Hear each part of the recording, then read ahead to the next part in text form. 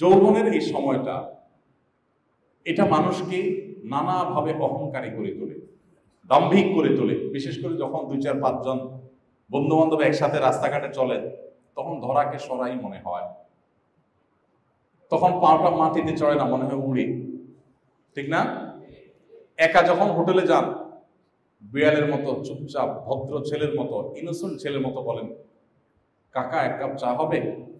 আর যখন 4-5 জন বন্ধু বান্ধব সাথে নিয়ে যান, তখন এই তোমার কথা কানে যায় নাই? কয়বার চা চাইলাম তোমার কাছে, এদিকে আসো, এই তোমার ম্যানেজারে ডাক দাও। ভাবসাবই আলাদা হয়ে যায়, ঠিক না ঠিক? পাবলিক পরিবহনে যখন উঠেন, একা একা যখন উঠেন, বিড়ালের মতো চুপসে থাকেন এক কোনায়। যখনই 4-5 জন বন্ধু বান্ধব সাথে উঠেন, তখন আপনার দাপটের চোটে কন্ট্রাক্টর, ড্রাইভার সব থরথর করে কাঁপতে থাকে। মনে রাখবেন, আপনি আপনার বন্ধু বান্ধবের বেষ্টিত হওয়ার কারণে যখন অহংকারী হয়ে উঠছেন, এটা পশুত্ব, এটা মনুষ্যত্ব না। মনুষ্যত্ব কোনটা? যে বন্ধু বান্ধব না, আমার কাছে অনেক পাওয়ার থাকবে কিন্তু আমি বিনয়ী থাকবো, আমি অহংকারী হব না। আমি জানি আমার উপরে কে আছেন, যে আল্লাহ আমাকে মুহূর্তের ভিতরে আমার পতন ঘটিয়ে দিতে পারেন। সো আমার অহংকার সাজে না, আমি বিনয়ী থাকবো। আপনি আপনার তরুণ বয়সে, এই জিনিসটা এত ডেঞ্জারাস, দেখেন, আপনার তরুণ বয়সে যৌবনের উচ্ছলতায় আপনি ভার্সিটি থেকে বের হয়েছেন, রাস্তায় গিয়ে একটা রিক্সা ঠিক করবেন, রিক্সাওয়ালার সাথে 1 কথা 2 কথা আপনি মাথা গরম হয়েছে, 2-4টা ঘুষি দিয়ে দিয়েছেন, 2-4টা খারাপ কথা বলেছেন, গালি দিয়ে দিয়েছেন, ভাড়া না দিয়ে চলে গেছেন। রিক্সাওয়ালা বেচারা কিচ্ছু বলার সাহস পায় না, ভার্সিটির ছেলে, আরো কয়েকজন বন্ধু বান্ধব আছে, ভয়ে বেচারা যান বাঁচতে পারলে বাঁচে, কিচ্ছু বলে না। সমস্যার জায়গা হলো, এই রিক্সাওয়ালা চলে যাবে, হয়তো আপনি আর কোনোদিন খুঁজে পাবেন না। আপনি একসময় হয়তো কোনোভাবে ইসলামের পথে আসবেন, দ্বীনের পথে আসবেন, ভালো হয়ে যাবেন, সবই ঠিক আছে, কিন্তু এই রিক্সাওয়ালার কাছে যে আপনার একটা দেনা থেকে গেল, মরণ পর্যন্ত হন্য হয়ে খুঁজে আর রিক্সাওয়ালাকে কোনোদিন মাপ চাওয়ার জন্য খুঁজে, কিয়ামতের ময়দানে যখন লম্বা দাড়ি, লম্বা জুব্বা, মাথায় টুপি, মাশাআল্লাহ, আল্লাহর ওলি হয়ে কোরআন তেলাওয়াত, আপনার উমরা, হজ, ওয়াজ নসিহত, দান সাদাকা, বহুত আমলের পাহাড় নিয়া মুছে তেল দিতে দিতে জান্নাতের দিকে আগায়া যাবেন, ওই রিক্সাওয়ালা এসে সামনে এসে দাঁড়াবে, বলবে থামো।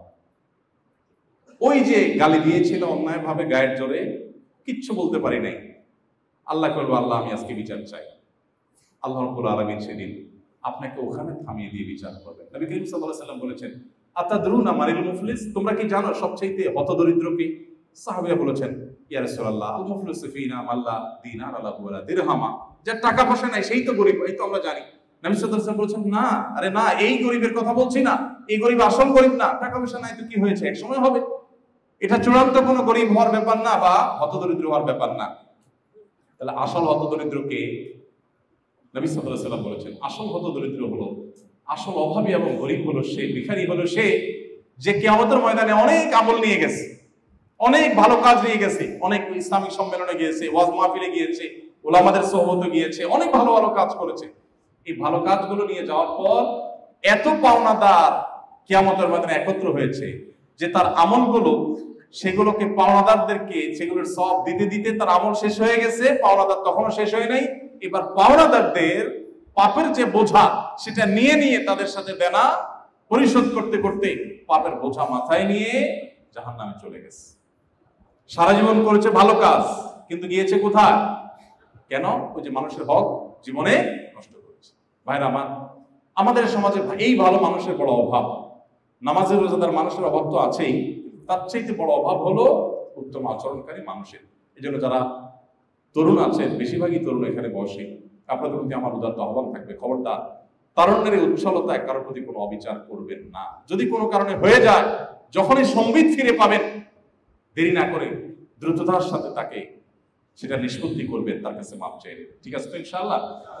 কোনো অবস্থাতেই বিলম্ব করবেন না, অহংকার করে চলে যাবেন না, কারণ সুযোগ একবার হারিয়ে ফেললে আবার জীবনে কখনো সেই সুযোগ নাও পেতে পারে। আল্লাহ তাআলা আমাদের সবাইকে নবী করিম সাল্লাল্লাহু আলাইহি ওয়াসাল্লামের উত্তম আখলাকের ধারক বাহক হওয়ার তৌফিক দান করুন।